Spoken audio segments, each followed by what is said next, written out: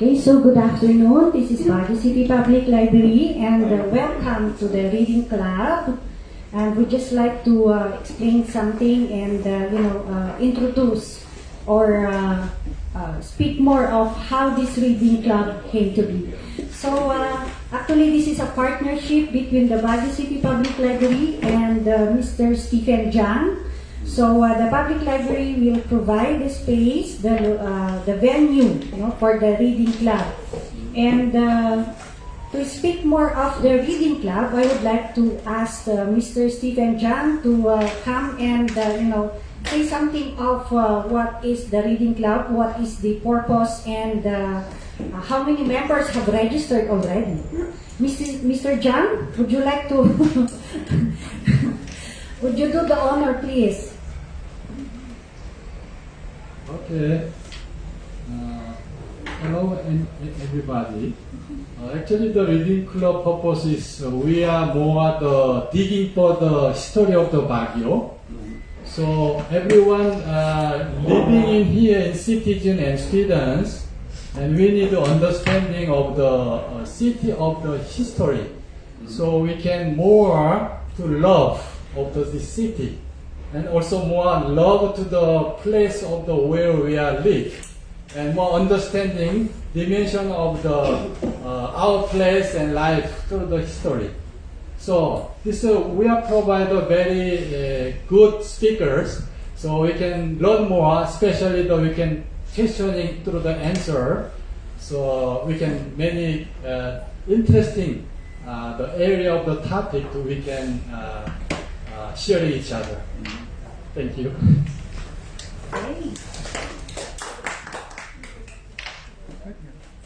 Thank you, Mr. Stephen. Actually, when he first came to me and we talked about the reading club, I guess it really, it's one of the objectives of aim or objective or activity of the Baguio City Public Library, so that to encourage people to know more of the history of our city. We do have the local history section here at the library, but then we are in short of the collection, and we are very much grateful that Mr. Stephen Jang came up with this idea and in partnership with us, which I accepted, because I believe that we have to promote the history of Baguio, about Baguio City, and not only that, but then the people will be aware, and also the next generation should be aware, of how Baguio City came to be. And of course, there's a lineup of let's say topics that will be featured. And we have decided today that we'll go online so that it could reach more people. It's hybrid naman po kasi, even in learning, we do it hybrid. So it's online and face-to-face. So if you have any questions or queries with the speaker that we have, or the topic that we have today, then you can just type in and we will,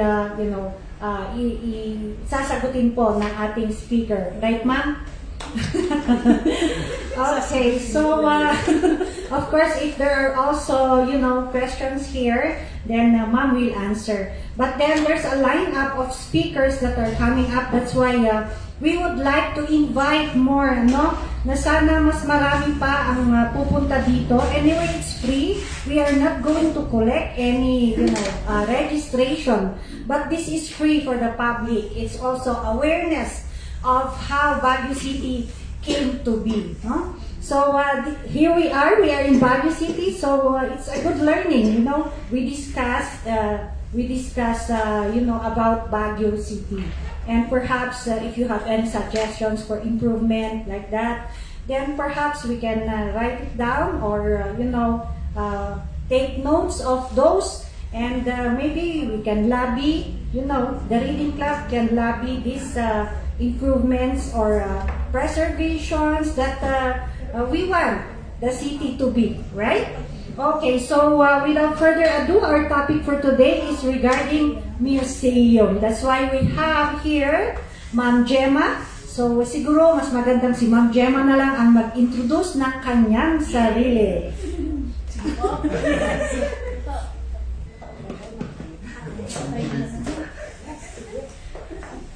Oh, I see familiar faces. They're my group, okay, or colleagues, okay. Good afternoon, I'm Gemma Estolas. I'm the curator of the Baguio Museum. At first, Mr. Stephen Young also came to the museum and asked me to read The Seat of Pines by Robert Reed. And I said, I cannot do it in a short time. And he said, I have to like summarize it, and then I will not accept being your lecturer or your speaker or your reader here if I will do that Seat of Pines by Robert Reed in a short span of time. Because, you know, the details of the history of Baguio there, I know you read it also, is very deep. Diba po?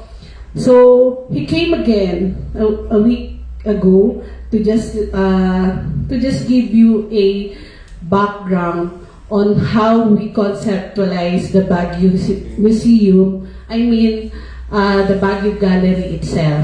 Okay, so I'm just here to promote the Baguio Museum for the services or facilities that we have and the display we have.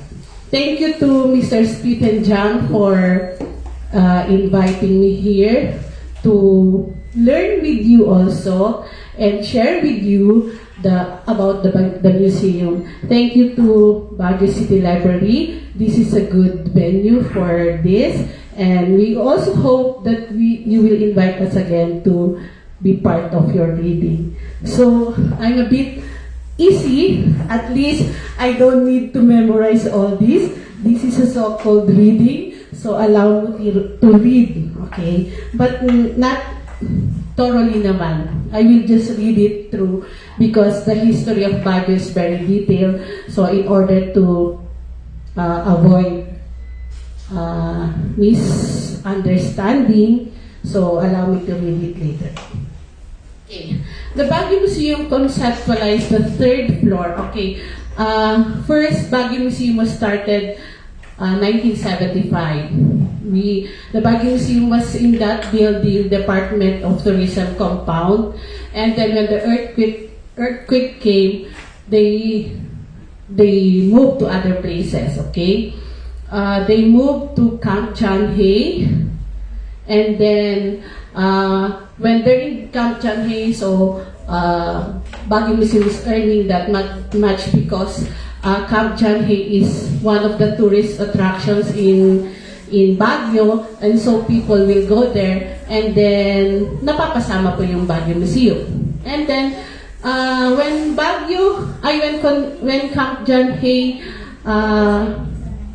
privately, they said they will operate in private, and then the Baguio Museum moved to Convention Center, at the back of the Convention Center.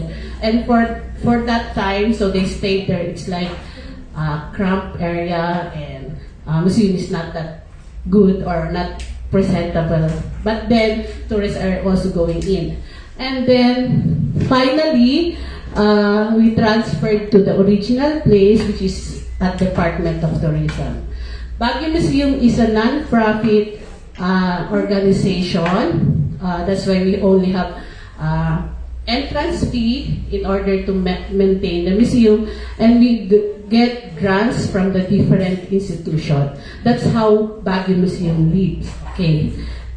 In our setting in the Philippines, when you work in the museum, it's very limited staff. So I'm here, I left the museum there, my boss is there, so I need to go back urgently. Okay? But then, that is how short manpower of museums. Unlike in National Museum that they have different departments and then there are many workers because it is funded by national. Okay? But ours is private, non-profit organization. But then non-profit because we charge entrance fee for the maintenance only, for the bill, for the utilities, for the security guards and others. Also, we are very thankful that from 2004, during the term of Mayor Vergara, they gave, until the present mayor now, they gave us financial assistance, subsidy annually, so the museum gives. And then, fortunately, 2017, we had received a grant from the U.S. Embassy.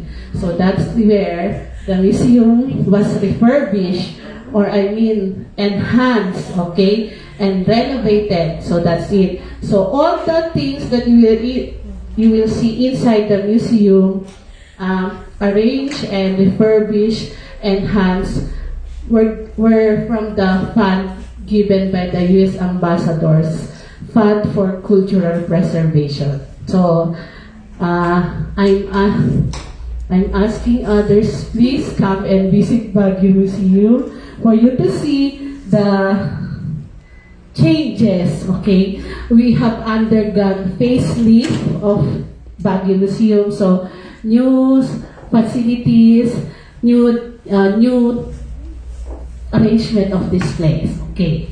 So the Baguio Museum is an ethnographic museum, meaning we feature the different ethnic group of the Cordillera. So we have 4 floors in the museum. Parang hindi nyo naman alam. Others siguro. We have 4 floors in the museum. The first floor is the NCCA floor. That floor is intended for the artists to exhibit their works. The second floor is the gallery floor, which in you will see the different artifacts of the Cordillera. And the third floor, wherein this is our focus, is about the history of Baguio. As I have said, I will not detail the history of Baguio because I know these people are also knowledgeable about Baguio. Okay? And the fourth floor is a library, different from public library, of course. We're trying, or we're also looking for a fund in order to make it an electronic library. Yung parang ganun po. Sana merong magbibigay at magiging maayos ng aming library. Okay? English. Ay, English. Say it in English. Okay. So that they will donate. Can you donate? No, I'm sorry. Not to make it formal, nandito pa. No, our library is not yet finished because we're waiting for some philanthropy. No? Some people who will donate in order to make it an electronic library with some computers, and then they just like that. Not the traditional library that we have books or like that. It's all in the computer because of the computer technological age. So we hope to do it when time comes. Okay, so let's start with the Baguio Museum as the third floor. The Baguio Gallery, if you, however, all of you went there already or have seen it, the Baguio Gallery was conceptualized as the Kafagway. Kafagway is a white space. It's an Ibaloy term for Baguio. So in that area, the Baguio Museum, the third floor is patterned to it. That's why in the museum, it's very spacious in the third floor. According to some other tourists, it's very spacious that it lacks artifacts, or lacks display. But they didn't know that it was patterned to a Kafagway, which is a white space in Baguio. Okay. The Baguio Gallery architecture, let me read it. The Baguio Gallery architectural infrastructure Design was patterned after Baguio's history and ambience, which undoubtedly became Baguio as a unique city. Unique because it's earning the titles of summer capital of the Philippines and the honeymooners paradise. So we the tourist guide market Baguio as a summer capital of the Philippines and honeymooners paradise. Why? Because of the very unique weather. Okay, and then in 1900, the Americans came led by Dean Worcester, who rode in a horseback trip to Baguio and see Baguio as a health resort. Okay, so then Baguio came from the word Bagyo or Bagyo, which is a slightly plant or moss which grew in abundance in the area. It was later spelled Baguio by the Spaniards, the first people who explored the area because of its proximity for the gold resources in 1800s. Tama ba yung mga ating sinasabi? Okay. In the early 1900s, the Americans came in search for a hill station, served as a health resort and rest and recreation area for the American forces, armed forces, stationed at Clark Air Base. That's why they came here, Americans. And then, it was developed as recreational urban area. They commissioned for a development contract, which is architect Daniel Burnham, who is the designer of Chicago and some parts of Manila, and do it also, or he done it also in Baguio. Okay, as a great, as a white city. And then the Baguio Museum have different sections or themes. We feature 7 themes of the history of Baguio. So sectionalized. Kasi if we will just put it in like one section, it would be, what do you call that? Mabigat sa mata. It's hard for the tourists to grasp it, the whole, so we sectionalize it in the different, topic. For number 1 is, we have the mayors of the century from 1909 to the present. On that section, we got the achievements of each mayor with the photos in that exhibit, highlighting the contributions or their responsibility as a head of the city before. So from 1900, it was Reynolds until the present Mayor Magalong. Okay. So we featured the 31 mayors, and Mayor Mauricio Dubongan served 2 full 9 terms, and a lone city mayor, a woman, Virginia De Gia, and then to the present Mayor Magalong. All left indelible marks in our history. Their accomplishment is written so that for the next generation and for the generation to come, they will see or they will know the contribution of those mayors. Okay. The second thing is the Baguio melting pot. We have there an exhibit of the different people who came to Baguio and helped develop Baguio. So it is featured there, the Americans, the Chinese, the Japanese, and Indian boosters that helped Baguio, okay? Or what it is now, what Baguio is now, okay? And then, we have also there the people who established the schools, okay? The Thomasite, so that's the Baguio melting pot. And then, melting pot in a dictionary says that it's like a racial amalgamation of social and cultural assimilation it means in a simpler term, it is the mix of the different people who came to Baguio and contributes to the development. Whether it's tourists, whether as a tourism sector, culture, okay? So it was patterned through that melting pot, okay? The third theme of Baguio is the new and old, or the Baguio then and now. So in that, what do you call that? In that exhibit, we have for example, the old Burnham Park compared to what it is now, in order to see the difference or the development of Baguio. So we have there the different tourist attractions from old to what it is now, or the present. So that's Baguio then and now, with photos of the Baguio Museum. And then the fourth is relics and memorabilia of the war.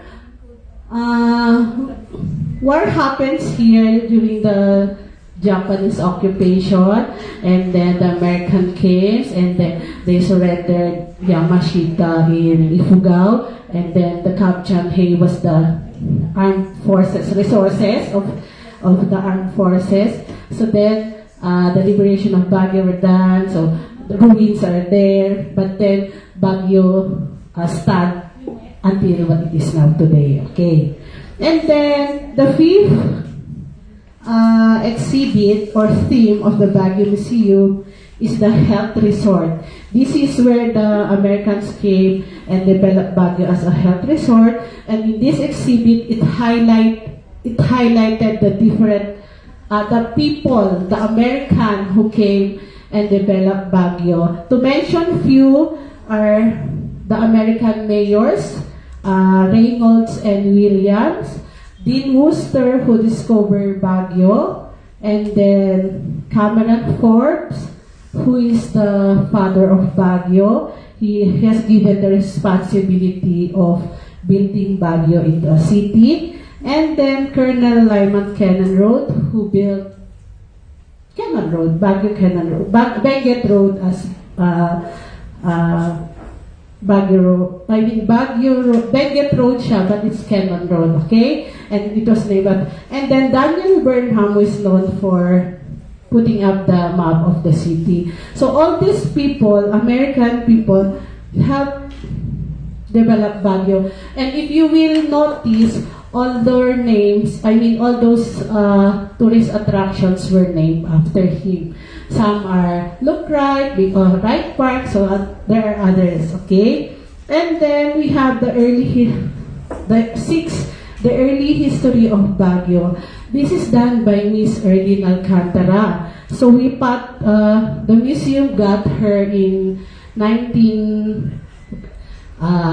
during the establishment of the Baguio Museum. The Baguio Museum got her in contract in order to write the Baguio history. She's very knowledgeable on writing it. So we patterned that, so we copied that, so it's there. And then she went to America to get it from American archives and used the City of Pines by Robert Reed as a reference. Okay, so it was created in 1997 and first exhibited in Baguio Convention Center. And then when we had the fund, we remodel modify it, and then this is now what we have in Baguio Museum. And then the seventh theme is about the scale models of the Baguio Museum.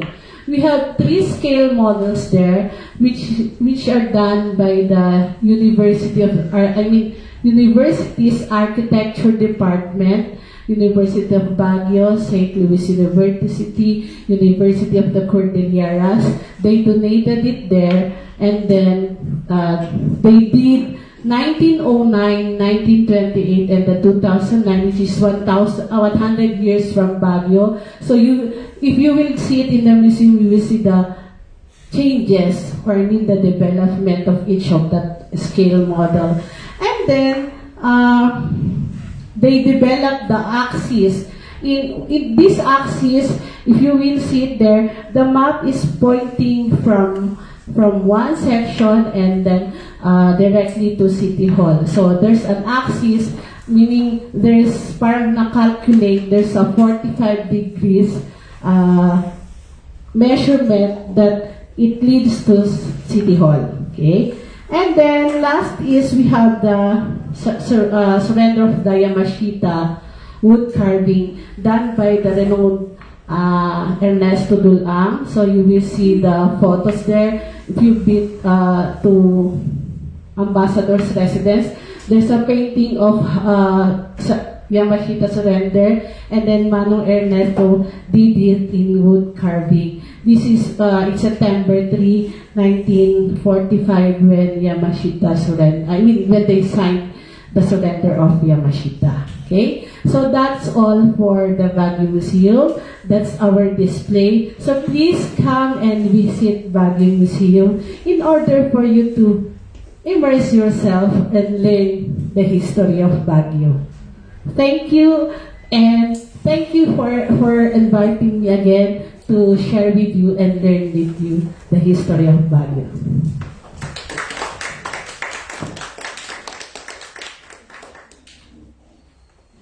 Thank you, Ma'am Gemma. Okay, so if you have any questions or clarifications, or you'd like to, ask, then ask now while Ma'am Gemma is still here. I don't see any questions online yet. So, if you have questions, come on. Ma'am, anong time nga pala nag-open yung museum? Okay, ma'am. Our museum opens 9 a.m. to 5 p.m. Tuesday to Sunday. Please visit. So, very clear po. Closed po sila ng Mondays. So, the Baguio Museum is closed on Monday. So, every Monday is closed sila, but they are open on Sunday. So, except of course kapag holiday, no? Ay, ma'am, we're open talaga. Ayun, open. Open sila ng holidays. So, don't forget. It's only Mondays. Yes, ma'am. Basta It's only Mondays. So, may ano po ba? May entrance fee? Yes po. Okay, our museum charges adult 100 pesos, college 70 pesos, high school 60, elementary is 40 pesos, and PWD and senior are 50% discount, so it's 50 pesos. Okay. Take note of the rates. It's about to explain for the exhibition. Need more the new photos and new documentation, is it? So how will be the donate to your library to someone holding it to continue improve your exhibition? Okay, sir. The Baguio Museum is open to donation of articles, written documents, artifacts. We are getting it for Baguio. To enhance the display. But if not on our collection, we do not get it. If it's history of Baguio and part of the Cordillera, we will get it. So we're open to donations, especially financially. Financial ba?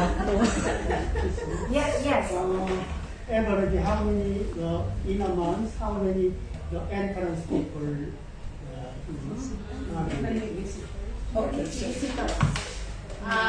I'll not give you the amount of on how much our entrance fee is. No. How many people coming in? Okay. Before when we did not yet arrange, or we didn't have the renovation, we have very minimal tourists coming in. Like in a month, we only get more or less 500 people in a month, or if it's peak, it will just raise into 1,000. But surprisingly, after the pandemic, maybe all the people are very, very eager to move around, and then we're very full pack. I mean, it doubles, triples the number of people coming in nowadays. No? Like a 20,000 or less. So you see? Yeah. It doubles, triples nowadays, especially during peak season. This going to December. There. From this month until December, we hope to get more. But more are coming into the museum, especially that it is now refurbished and renovated. Yes, sir. So, any more? In Baguio, have the several also museum, is it? Yes. There's a museum in Central East, museum in UP, Baguio, and also the museum in the Camp Journey, also the historical museum have it. And also in La Trinidad, also have a BSU museum. What this museum is different with your museum, and then how you will cooperate each other to making the sound better, making the bridge to develop. Okay. There are Aguinaldo Museum in Baguio, PMA Museum, which is a military museum, different from schools. In City High, they have like a school museum, Museo Cordillera, SLU Museum, UP has now museum, what other else? Bencab, Marinol are parts of this. In Benguet, they have Benguet Museum. I don't know if they also built in BSU or something. So there are a lot of museums in Baguio and Benguet. Okay. The Baguio Museum differs from them. The Baguio Museum differs from them. In SLU Museum and in Museo Cordillera and our museum are all ethnographic museum. But then, there is an artifact of our museum that any other museum doesn't have. They also have artifacts that we don't have. So how is it? We the Baguio Museum claims it that we do not compete to other museums because we are there as an educational center to get students to see museum whether or not they want to go to UP or Museo Cordillera or SLU or Baguio Museum. So, although we are similar in terms of the ethnographic, but the attack on how we display it, on what our museum is, it differs from each other. And then, how do we bridge them? Okay, I am fortunate to bridge them because I am the North Luzon Association of Museums president, and they are members of our Baguio Museum. There, that is how we connect from each other. They're part of Northern Luzon Association of Museums. There, we help each other. For example, connect one museum to another. Okay, since we are in the Central Business District area, I mean, very accessible, Baguio Museum. They also mentioned that they have to go to Museo Cordillera and check their museum. Something like that. Just a simple promotion from our museum to other museums. That is how we bridge. Okay, so here, yes. We have a live mom here. She's a replacement. How does the circulation of artifacts work? Like, for example, there's a new discovery of an artifact somewhere, like let's say, in the mountains. Will they place it at your museum, or will there be like drawing lots or something like that? No. For example, that artifact is seen in Mountain Province. The first, they will refer to the province itself before it will go to other nearby provinces. Of course, for example, they got what do you call this, a jar in Benguet. So they will see who's the closest, and then there are coordination with the LGU, something like that. And if Benguet Museum will not get it, they will refer to other museum. But closely to that artifact on who is the institution connected, then they will get it. They will not, we would not like also to get it and then, what do you call that, parang nag-transfer bigla sa amin, dapat meron pa silang mga i-consider na ibang tao doon before us, parang like that.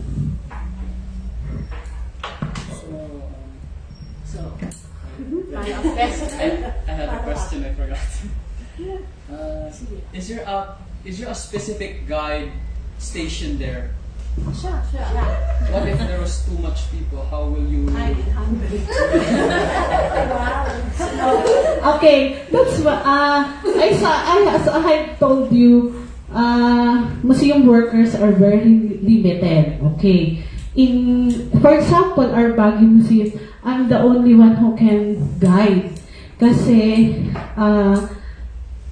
unless there are OJTs from different schools like University of Baguio, because they always give us tourism students, and then during their stay in the museum, I teach them how to guide. Para if I'm not around, they're there. Okay, and then ako lang talaga. That's why I am having my membership to, can I tell?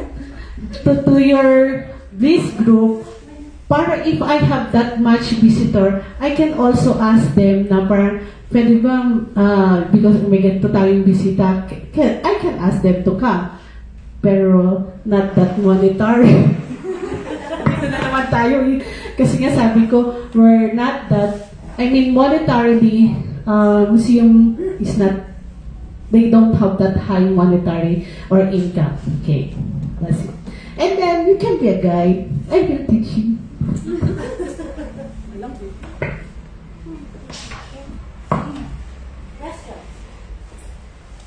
Come on. You have to ask questions while Ma'am Gemma is still here. Siya talaga nakakaalam. She knows the Baguio Museum.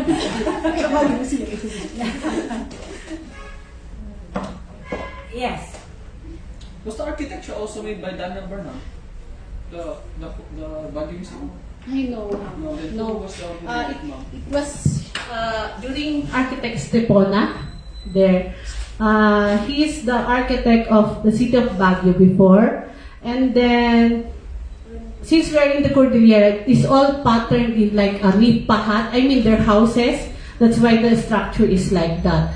Our museum, Sunshine Park, Convention Center are patterned to it. So, one architect in the city of Baguio is Architect Ignacio Stepona. Taga-Ifugao ba? No. Also, question. Some people misunderstanding of the Baguio Museum is a public museum like government museum or the private museum or the hybrid. Okay. Since our museum is the center or the community museum in Baguio, we are private. We are not under the LGU. We are not paid under the. We're not in the plantilla of LGU or the city of Baguio. Only Baguio Museum is in the land of Baguio City. But then the buildings were constructed by the private people. Okay, they just donated it and then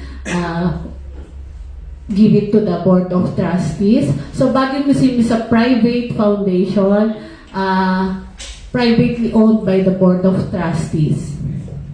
Privately owned, operated by the Baguio Museum. Who started the whole, like, let's say, it was put up in 1975. Yeah. 1975. Okay. Who was the one who, before the putting it up, who planned it? Who were the Okay. people who planned it? the collection of the artifacts were done by Virginia de Gia, the first lone mayor. Started collecting in 1940s, so imagine how old are the artifacts. And then her best friend is Leonora San Agustin, so she asked Leonora San Agustin, she asked her to build the Baguio Museum. I mean, to take care of the Baguio Museum. They are considered the three witches of Baguio. There is Ma'am Cecil Afable. There. So there are the three witches of Baguio. Okay. Why are they called witches? Kasi in the span of their hands, they will change. Parang something like that. I know you know taga Baguio. Okay, so No rush. okay, Nora. So while you are thinking, no? So while you are thinking of your questions, I guess these people kasi made an impact, yung sinasabi natin na three witches, but then they contributed, for the development of Baguio City. Okay? So in their own ways, they have contributed. Yung sabi kanina na the first female mayor actually, yes. So it's female mayor. Okay? And of course, I would like sana kasi in other countries we know that libraries and archives are together. Actually, di ba? Archives museum, library, archives and museum. But then that unfortunately here this is of course the city library, the public library. But then it's only the printed sources that we have. So we do not cover the the museum and the archives.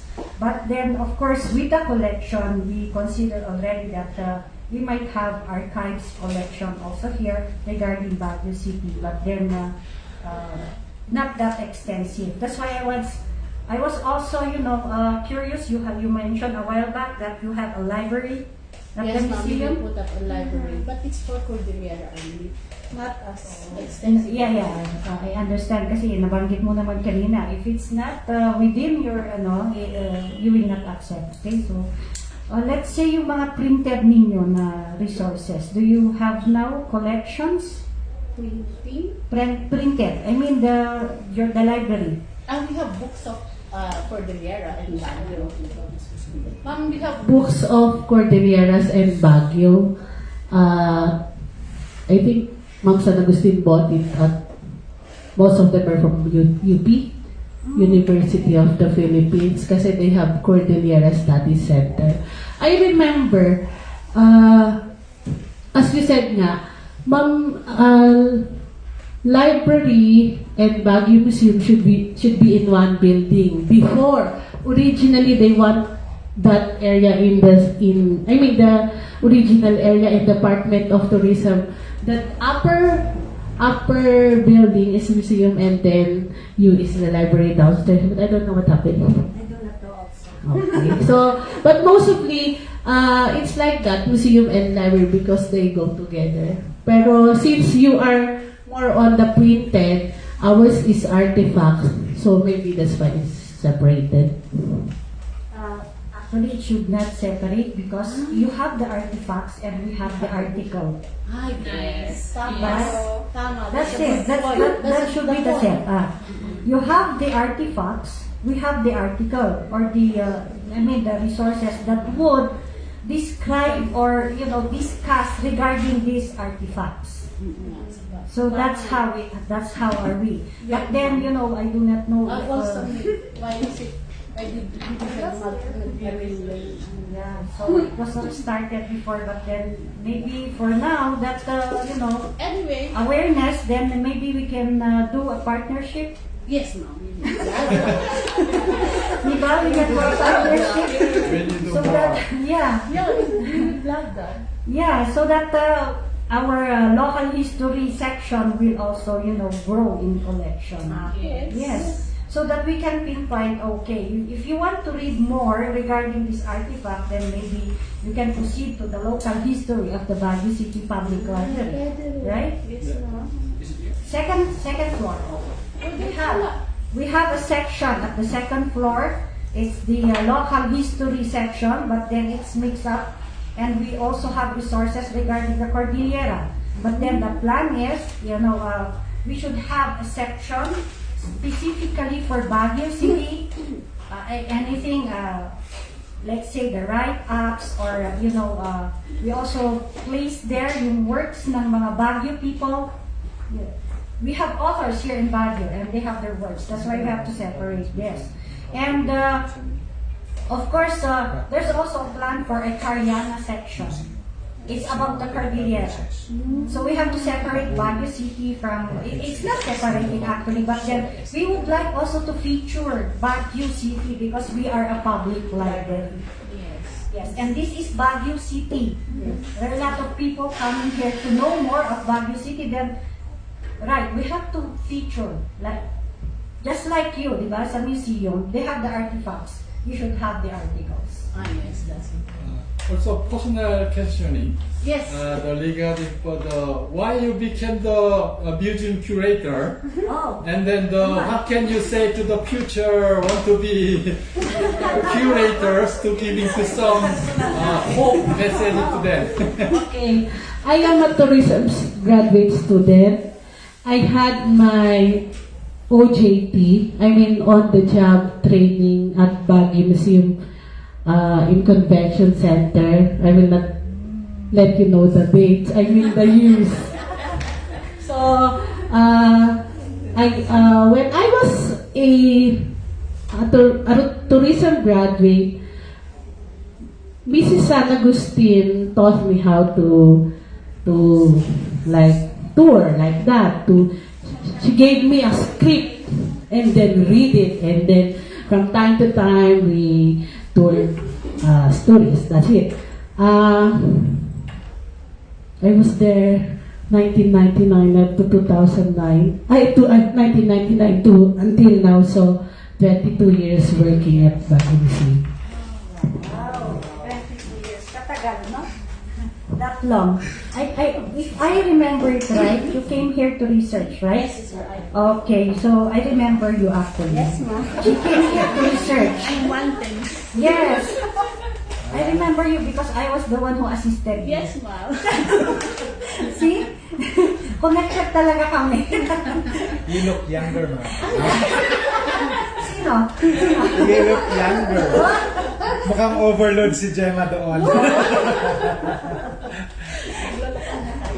Okay, so for those who are watching, so if you have any queries, we have any queries, just type in your questions so that we'll answer them. I don't see any. Nakalive, diba? Nakalive naman. Pero I don't think na meron na kasi sinilip ko kanina, wala pa namang mga queries. But anyhow, are there any more questions? Yes. I would like to share.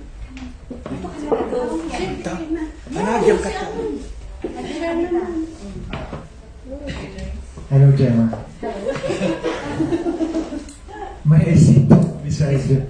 Anyway, a while back, sir, you mentioned something about how the museum could possibly make itself different. I guess that's on a business side. I know how Gemma is really feeling. There's a reason she's alone there. Because they cannot really afford to pay even the allowance of tour guides or young students to render their service. Now, I'm speaking on behalf of our community as a tour guide. This is the sad reality of our education system. That oftentimes there's this what we call lakbay aral. This is a program of the government where they encourage various communities to travel to learn. Unfortunately, the reality here is that majority of their budget has been cut down long before that budget will go out. So the typical thing that a travel agency gets to do is to prepare an itinerary of the tour where they prevent the possibility of these tourists to travel to places where there is entrance fee.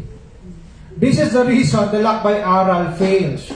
Because you don't go to these facilities like museum where these tourists or these young kids or even these people from the barangay level or LGU get to immerse themselves with the success and stories of these great leaders of Baguio or those people who were recognized inside the museum.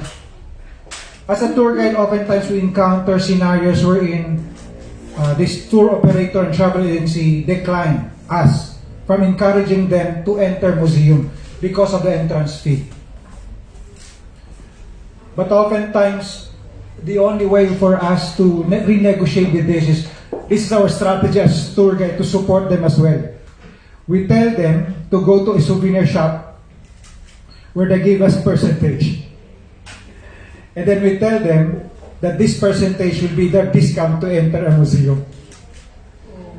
So in our role as frontliners, in our economic mindsetting, in order for us to really to make sure to fulfill our role as tour guides in the economic development, is we do lots of haggling within the process.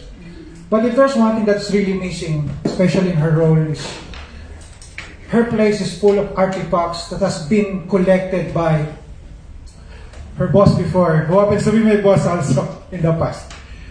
Is that these artifacts used to stay there and then gathering dust.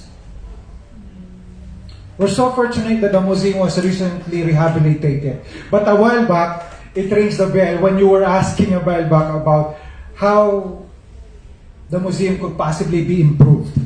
And this is our feedback. This is the feedback that we learn from the kids. Whenever we bring kids or the travel agency to this place, they always have this comment. It's so creepy, it's boring. The place, the lighting is not good. For a kid to be motivated to enter a museum, they need good lighting. But the museum has to lower down the lighting to protect the artifacts. That's the issue. The museum has to protect the artifact, but the kids needs to have bright lighting to enjoy the tour. That's the reason when Gemma was asking me how to improve the museum, well, I guess this is the part where Korea could possibly contribute a lot. Let me share this idea. These kids spend a lot of time watching their mobile phone. Apple recently made this concept of making a museum not a metaverse, but a blended metaverse. Where when you rise, you put up your cell phone, you get to see history. When you see it, it's a physical thing. But when you put up your cell phone, you get to see what happened in that place during that time. So this is the new World Wide Web 3.0, or what we call the metaverse thing. But I told Gemma, you know what? What is missing in these museums, there's nothing to be watched. The kids no longer interpret, they rarely hold the books. So I was telling her, since I'm now into the film industry, I think the museum needs a film facility where kids, or even talented kids, with really that deep passion, can go there, immerse themselves, and learn faster. Because kids, when they watch movies, when they watch interviews of great people who are still alive, and it's so unfortunate that we have lots of great historians, but were never interviewed. There are no artifacts, there are no video. So I guess the reason I took the courage to speak in front is, if you're willing to help us, the museum could possibly really need a lot of assistance in the form of documenting artifacts that cannot be brought to their place, because these artifacts has to be delivered first to the first museum where that artifact came from. So how will that artifact go to the museum so the people of Baguio, the tourists of Baguio, will not have to travel 6 hours or 8 hours hike? Maybe one way for you to help the museum will be to help in the interactive museum concept, where you help creative people, and at the same time also, we have this 3D technology now, where you set up a scanner, put the artifact there, we do the 3D scanning, and when you set up a 3D HD TV at the museum, kids will realize that they're saying they're overstaying at the museum because they're seeing multimedia interactive material that will make them appreciate the contents of the book, that will make them appreciate also the contents of the museum. So they will have a 360 understanding of their culture because they see it from the movies, they get motivated, short films, and then eventually they get to see the photo, they read the article, eventually they end up reading books. Why? Because they get that fascinated. And eventually, Gemma is likely going to have lots of interviews. So this is, I think, what is really quite missing in the museum that I think will make the Baguio Museum a centerpiece will be a multimedia facility where video interviews of the late great leaders or the great people of Baguio can go to the museum, have themselves interviewed, and it will be archived, and people who wants to watch it, they can just watch it. It's like them having an immersive environment. So I think if you're willing to help, Korea is known for the TV episode, all these things, really, we would love to have your celebrity come and be the host.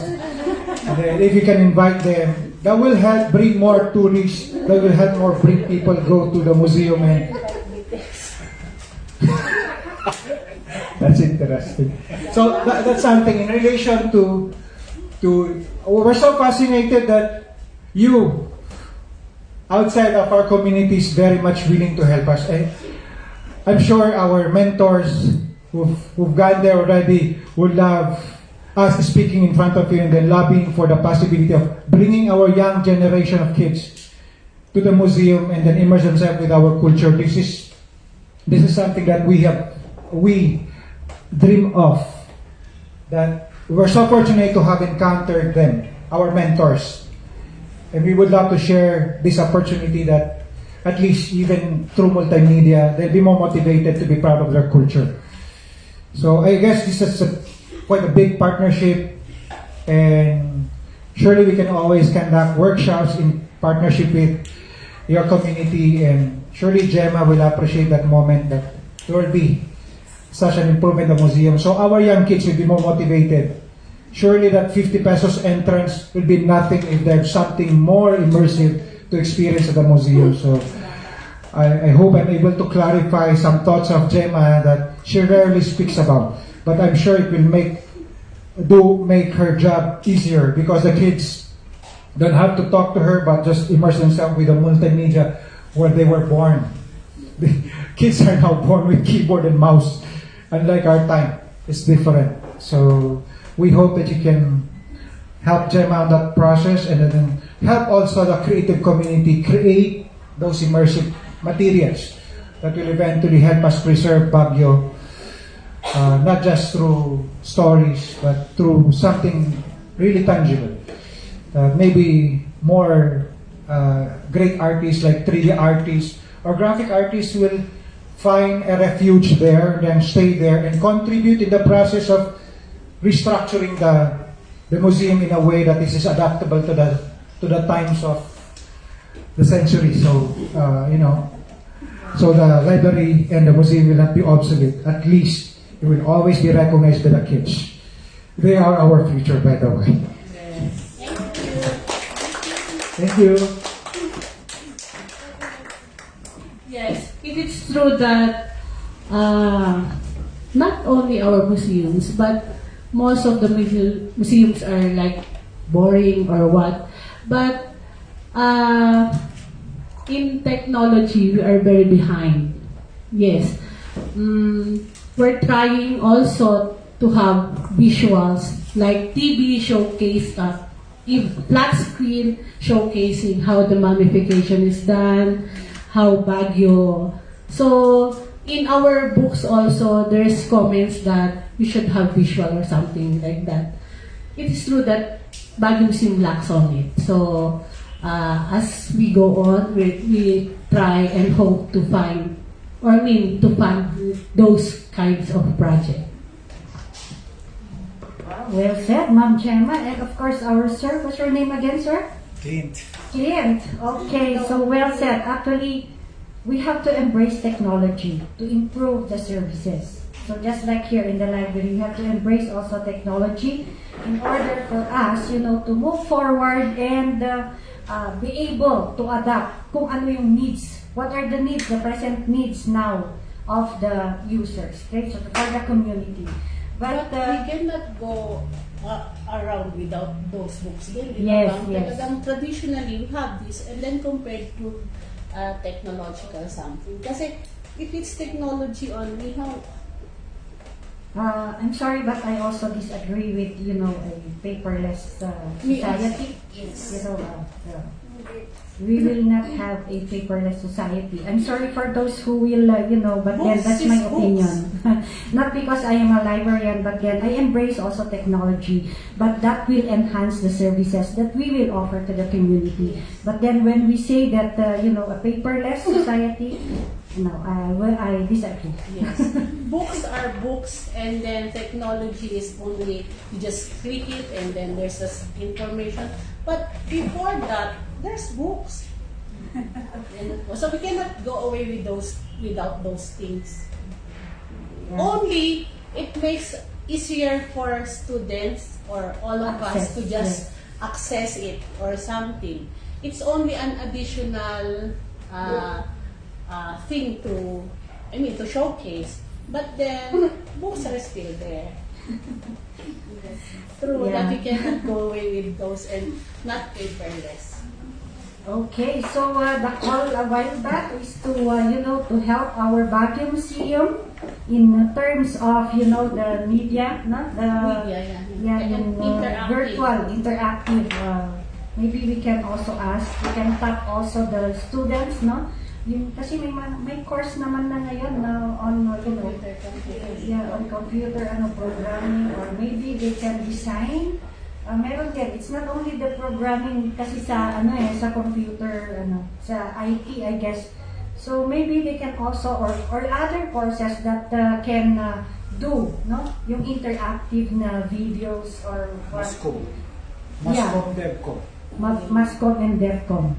Yeah. Okay, so maybe we can also tap yung mga students. Baka meron, no? We just do not know. Baka meron mga students na talagang magagaling na mag-present, and they are not just being tapped or discovered yet. So, and of course, yung call kanina ni Sir, kahit sa mga in the Korean community, perhaps if you can help also, no? With our museum. Okay, so anyhow, that's for them. Maybe you can talk that later, or you can update us if how maybe, no? So any more questions or? Will there any be workshops, like some workshops on talking about the museum? Workshops on museums. Sa museum, we have workshop. We have this project ongoing with SM about digitalization or something. So we're just waiting for the papers and see if we can invite you or other. Yes, okay. Okay, so abang na lang sa susunod, for the invites kung if there will be. Yes. Of course, so meron pa? Any more from the group here? History, alam niyo ba yun? Although history, ha? Alam niyo yun, mas alam niyo pa yun. I have question there. Yeah. Alam mo to. Gemma, recently we had these kids prepare the proposal for the NCCA grant for film. Unfortunately, it turns out that the kids were not really exactly prepared before applying for that grant. So since our kids here asked for that workshop, maybe it will be nice if you can conduct a workshop how to avail of grants from NCCA, but you make an arrangement that after that project or grant gets to be given, it will be a little bit donated to the museum, so you have something to brag about, like a sense of accomplishment for the museum that these kids learn their stories from the museum, and we even help them avail of that grant to get their foot in the right, in the right direction, at the same time to leapfrog their potential career of becoming a filmmaker. So I remember the time that we were discussing that I think we have a lot of community of tour guides around Baguio, and the reason we really a group of filmmakers from the States, they made a film about the history of Baguio, and it turned out to be the best short film. This is the part we as filmmakers will realize that there's a lot of good stories from Baguio that's actually worthwhile for the international stage. So the story of the headhunter's daughter is basically an ordinary story to us. But in the international scene, it won the Sundance Film Festival. It's the first Filipino film that won. And Sundance is next to Oscar. So I think it's something that your Hollywood connection, maybe overseas, would probably help us. Because, you can make a film overseas and extend it here, and you even get a rebate, and your celebrity and the rest of the Filipino people will follow through, and they get to appreciate the culture of the Cordillera. Why? Because we have some cast from your place, or you have some notable people who can help us create a community where the contents of the books will be researched by good, great filmmakers and tour guides, helping each other make it into something we give life to it. Because we tour guides are basically, our core competency is storytelling. It gives us a legacy, a story. It's more economic if we convert it into a film. So if you can help us connect our storytellers, our tour guides, and the museum and the library, come up with good stories, like a Toastmaster session, where we get to discuss stories of our people over a cup of coffee regularly on a regular event. I guess this would be a good start for us to let the kids experience with an adrenaline rush, where they get to talk in front of a bunch of talented people, and we can correct whatever are their misinformation, all these things that they may not know. But having people from the outside of the community with us, that will really spark a wildfire that will bring talented people to our community, to our library, to our museum, to learn more of our culture. Because there's a lot of stories that there's a lot of historical stories that are not part of our historical history in the Philippines. That's the reason why majority of the Cordilleran community, the indigenous stories, are misinterpreted in a lot of books published by the academics. So I guess this is the part where you can help us and contribute, because the truth is there's a lot of good stories from this place. In fact, when we start with the World War II, they won't win without a beef steak. Where is this beef steak coming from? Baguio. There were more cows than people in Baguio before. So where do you think is this beef steak coming from to fuel the revolution? Those were not written in books. These are stories that can be taken, extracted from these books, and can be given life through film, so the kids can so appreciate their culture and see how different they are. Oftentimes, the people from the Cordillera are considered minorities. You won't see an advertisement that showcases our culture. So, seeing a film winning in the international simply shows that our culture is so diverse that will give life to these books. This will encourage kids to read more books. So if the objective here, the aim is to encourage more reading, it's true. Our kids should read more books because they know more jokes than facts. They believe more fallacies. There's a lot of more fallacies on the web instead of referring to them. Even journalists are having issues with bloggers, the same as with the library and the books. So with your presence, I think this is something that will really spark a movement or a fire, wildfire, that will, we as parents, we're all parents, one way or the other. We would rather see our kids inside the library than inside the bar. So I hope that you you'll continue supporting Gemma. Because I won't be here without the boss of Gemma on the first day. You know, she gave me the longest sermon I could possibly, but I will always remember her words. That's the reason she's among the three witches. Whenever they say it, it happens. Why? Because the rest of the politicians used to be their mentees. That's how powerful they are, because our politicians were their mentees before. They were their students. That's the reason why it was so quite easy before. But they no longer exist. We hope that Gemma will one day be.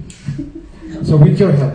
So this way, this industry of knowledge and this concept of academe, so the kids will not grow believing wrong,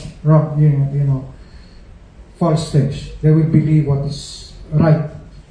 This is one way for us to instill righteousness to our kids. Thank you. Okay, thank you, Glenn. Okay, so actually this is the purpose of the reading club. That's why we have designated, Mr. John designated the different topics that will be tackled every Saturday. Okay, so I guess there are 150 who signed in, but then we don't see 150 here. Okay. Of course, there are topics that were, in each. For this today, it's about the Baguio Museum, and then the first Saturday that we met, actually, there was a topic that was written about Baguio City, but then we are, it's sad to know that, of course, we are wishing that the author will be with us, but then sad to say that. She was not, but of course, in the coming Saturdays, we are hoping that those writers or those historians or the articles that were written by these authors, that they will be here to share with us, share in public, and we can clarify from them. So that's actually the aim of this reading club. Okay. So to discuss the, let's say, an article about Baguio or about Baguio, and then, we can interact for better understanding of the history or about Baguio City. So, ganun po actually ito. For next Saturday, it will be a different topic again, and of course, we are hoping that this will continue, that people will come, the 150, those who have registered, will be here. So, actually, I was expecting 100 plus the first time, because when Mr. Jang said that, there are 150 who registered, but then, where are the 150? See, it's only through registration, but in actual, where are they? Where are these people who would like to know more of Baguio City? So I guess we will continue. Even though that there are only few or attendees. But then ang sa amin, for us, what is important is that we are able to clarify information and be able to bring awareness, bring more awareness, wide awareness about what was written and what should be written. Okay? So, are there any more clarifications before we end up this session?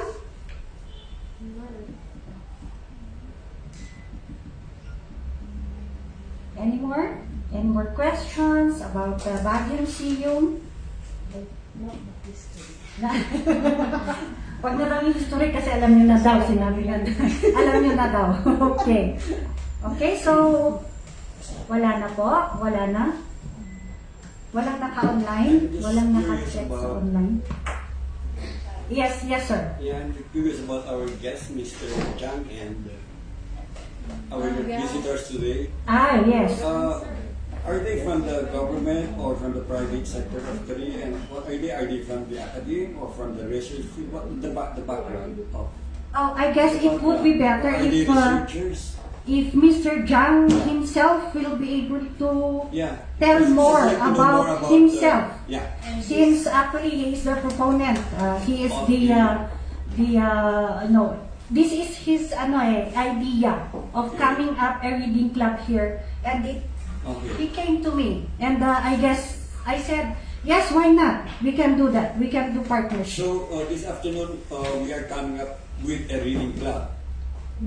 Actually, we already started. Started okay. Yes, we already started, and there are 150 who signed Supposed to be. in the link, but then there are only few of us who were here the first Saturday. This is already the second Saturday because the second Saturday there was no speaker. Okay.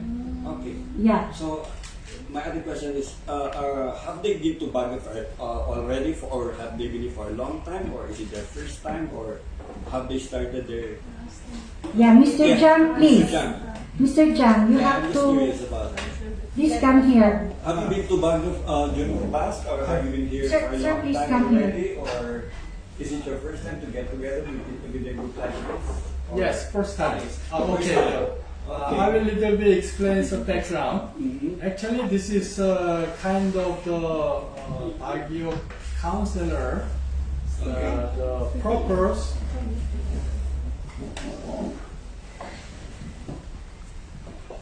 You introduce yourself, okay? You have to. Yeah. Okay. I would like to know more about you and Okay, I'm Stephen Zhang, yes. and then my wife is Filipina. So originally Kankanai. So we have been living in Korea, and then we now go back to my wife's place to come to here, and then she had originally he was a teaching job, so now he's teaching at the Mission High School.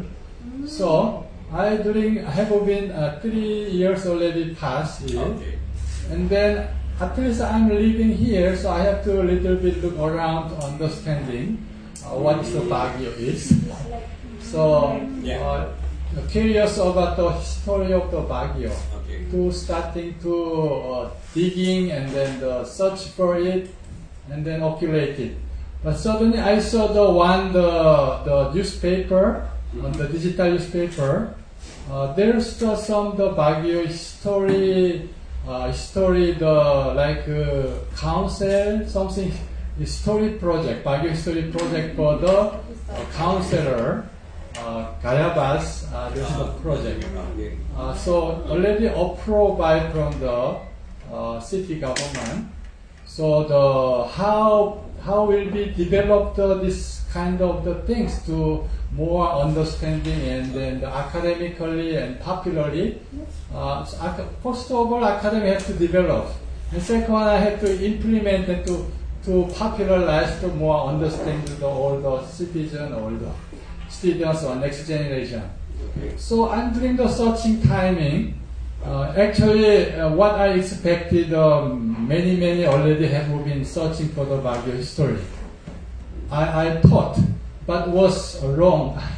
I was a little bit misunderstood regarding for the Baguio history. Actually, still a lot of have to research. Still remain task for all the Baguio the citizen here. Even not citizen, all the academic community too, because very few articles produced from the especially UP professors, historians, but very little, very limited. So I just collecting all the what relate to the Baguio history, to collect the documentation, all the photos, everything. And then still a lot of still have to learn, and still have to a lot of collect it. So we had actually some discussion with some of the group of the community of the academic peoples, and or librarians or the museum curators, and then I built some of the basic groups. we can make network and then more develop digging for the some remain task for the more understanding or more detail to develop together. But actually not the easy way of to do, because this is not I'm foreigner, so the supposed to be this task is actually the local people for it. But I first doing the already someone done, and I'm collecting the everything already. And then the what have to more develop that side is will be need some the more digging, more develop kind of things. So still ongoing. We are still discussion with this kind of things, how develop it. But personally for me, it's already a lot of collecting the documentation and photos and all the primary source to sharing to everyone. So this kind of one, actually the primary resource is the mostly important one, because primary resource meaning is this is true of the fact of the history, not the second hand. This primary source is mostly important. So my first task of the doing now is developing the digitalizing for this primary resource. To how can make it to everyone can access. There's some the copyright issue, but the previous past is already out of the many copyright, and then already the public place many things already have it. So I try to be organizing, and then how can making all the access to this kind of the documentation to local living here. Yes. So this kind of the event or I organizing to more people attending, and then I want to more invite who is already wrote it as a local historian or local scholars or some local speakers to come to here to sharing to what they are already done, what they are already experienced regarding the Baguio history. So more, I first time actually more hard thing is many not yet digitalized. So people have to access this documentation. So they have to go to the library, but the time is not easy to all the time to go to the library, is it? Yes. So we have to go to the digitalizing to access easily on your phone or on the gadget of the small like the iPad or some other kind of thing through the PC. So this is actually one of the important prioritizing tasks for the how will we develop the digitalizing all the primary resource. First, have to collect the primary resource, and then how can they go to the online to can access. So we are doing something cooperation with how can build this one. It's just a starting point, but will be getting will be better to we'll hand in hand together to making the network. Soon will be the can or able to possible to make it. But I'm not sure about it. This is also need budget, also some kind thing, also so many, also the collecting the resources and developing more the collecting. This kind of also one of the tasks, also of the as a city government, they wanted also it. So maybe coming soon, hopefully. Yeah, that's the one background I explained. Not actually all explain it, but a little bit the part of it I want to share it. So time is just limited. Next time again. Yeah, I am just very, I feel amused because of your interest with the city of Baguio, not really the Cordillera administrative region or the province of your wife, and you're concentrating on here. I am truly grateful of your interest, and I am also happy about the your interest and maybe lending a hand in this kind of project that you have. So I find it it's so heartwarming. It's so very heartwarming that your interest for our city. I truly appreciate that. That's why I wanted to know what was your background. You're from the academy or from the private sector of Korea or from the government. And I feel happy about that, your interest. Thank you for your interest in Baguio City. Thank you so much. Okay, to just inform, actually he donated some of the books that he has digitized, and he also shared with me the digitized, no, yung digital copy na. But then of course, I understand regarding, copyright and then the license, okay? So we do have precautions also, no? In the future, because we're step by step naman yung namin yung digitalizing ng mga collections na rin dito sa City Library. But then for us, no, aware naman kami doon.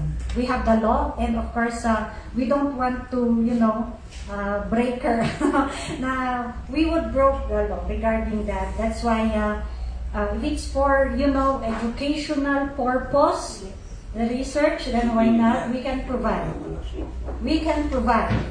But for educational. But then if it will be included, because there are already online, no, digitalized materials that are being sold online, right? That's where we, that's a no-no already for us. We can provide you the digitalized, provided that, you tell us kung saan mo gagamitin. Because when he shared to me, I guess hindi pa kasi namin, it's still ongoing pa yung organization namin, then development, then we already have the website actually ng Baguio City Public Library. May online resources na rin, we do have the online resources, but then we already included there the open access link that the people, it's open to the community to access, no? But then for the digitized na collection that was shared to me, we do have precautions there. Okay, so we are really grateful that Mr. Jang is contributing, and I guess it's very rare, to find people. And I'm also curious why. Diba? Foreign people who are who have this enthusiast regarding the Baguio City. It is his own personal initiative. It is not from an organization. Or No, association. it's his own. Yes, it's his personal. It's very nice. Yeah. Yeah, he wants to learn more about Baguio. Yeah. So that's Thank why you for your he interest, sir. came. You're very interested. Yeah, so it's just a call, kasi sa mga nag-register online, those who have registered, we are really hoping that you are here to, to learn with us also. So for the next Saturday, we are hoping that Miss Charipa Arcangel will be here. She's a professor at UP Baguio. So we are hoping that she will be here to share also. By the way, pro bono po ito. This is pro bono, so we don't have any budget for this. Also, that's why Mr. Jang, I said we have to, provide something like a coffee we stay here for 2 hours. So that's his own. And I said if we are able to provide also something here at Baguio City Public Library, yun lang po. It's from our own na po yun. Very Okay? generous. Yeah. So that's how it is. And by the way, the Baguio City Public Library, this is a public facility actually, and this is a learning, learning facility, a social facility that, wag na natin isipin yung traditional na public library because this is already, social. So there should be interaction here. It's free, no? We don't collect any fees from the, just like here, no? We don't collect. Parang sa amin na, if ever we have whatever we have, then we share. Okay? So this is it is a call, no, to join us. Join us this Saturday again. So we are hoping that Miss Charita will be the next speaker. No? We will be learning from her also. And it's also a call for the people of the community that we can do this. We can do this, right? I mean, at your own time, free time, and you share your talent. You share, this is for the community. Na hindi naman na we don't share. Let's say we give lectures or what na kailangan na we receive something in return. So just like Ma'am Gemma, Gemma, can you please bring the certificate and the simple last question, token? sorry. Yes. Up to when will this activity be? When will it It end? will be. How long will it take? It will be every Saturday, Every for Saturday as long until- as there are okay. speakers, willing speakers to Oh, come. Okay, Yes. so no limit. No limit. No time frame. No time frame. It will be 2 o'clock to 4 o'clock actually. Every Saturday. Every Saturday. Because we do have also in the morning for us, we do have the storytelling at the park. No, we do storytelling for the kids at the park also. So, different naman yun. That's in the morning. So, yun ang activity ng Baguio City Public Library. And then in the afternoon, we have the reading club. Discussions about Baguio City. So, I guess, you know, di ba, community, ano talaga ang public library. So, dapat yun ang ano natin, concept natin for a public library. It's not only the traditional, it's all about books. But it's also about, you know, having this information awareness, no? IEC kumbaga. Okay? So, next Saturday, you are all again invited to be here, no?